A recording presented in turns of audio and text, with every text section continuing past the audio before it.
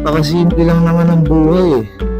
Kailangan lang kasama mo tao mahal mo. Sobrang sarap po mabuhay, piliin po natin maging masaya araw-araw. Huwag po natin isipin yung mga sinasabi ng iba sa atin, mag-isipin po natin yung sarili natin kung paano tayo sasaya. At syempre, ang buong pamilya natin dahil yun ang pinakalakas natin at pinakasaya natin. Kaya sa lahat po ng pamilya dyan, mangarap lang po tayo na mangarap para sa pamilya natin. Darating at darating ang pagkakataon na matutupad po natin yan. Basta idalangin lang po natin yan sa Diyos. At syempre, gawin nating lakas ang pamilya natin o bawat isa sa atin.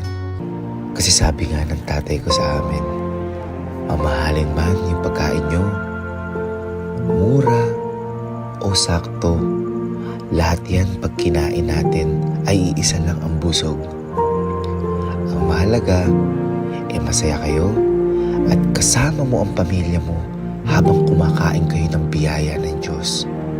Kaya pala laging sinasabi ng tatay namin sa amin na ang pinakamasarap na kaibigan o pinakamasarap na barkada ay yung pamilya.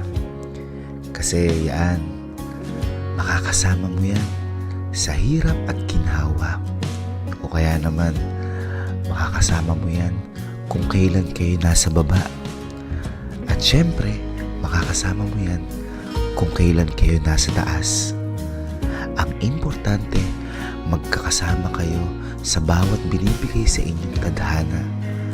At ang importante, magkakasama kayo sa bawat oras na ibinibigay sa inyo ng Diyos. Kaya ayun, sa mga anak din dyan na tulad ko, kung na-date nga natin yung mga girlfriend, boyfriend, o kaibigan natin, o asawa ninyo, huwag nating kakalimutan yung unang taong sinamahan tayo nung wala pa tayong alam sa mundo.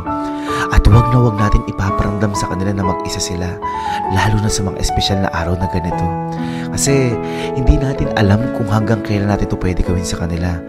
Kaya sulitin natin bawat segundo ng pagkakataon na pwede pa. At parati din natin tandaan na sila ang unang nakipag-date sa atin at hindi lang yun isang beses, kundi araw-araw nila tayo naalagaan, pinapakain at binibigyan ng pagmamahal.